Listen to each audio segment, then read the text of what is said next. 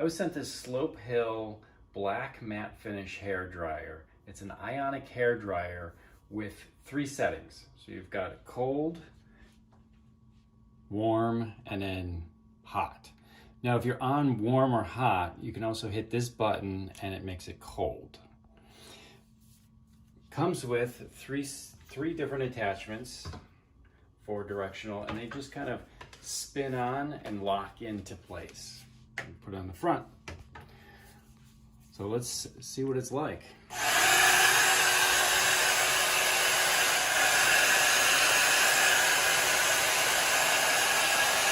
I'm going to pop on a different attachment to give me a different airflow, be able to dry a little bit more accurately as I'm going.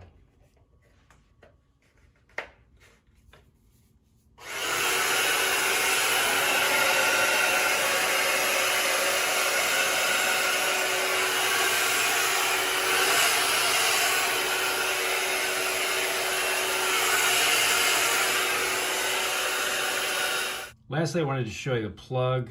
It's got typical safety features that you're going to need for use in the bathroom.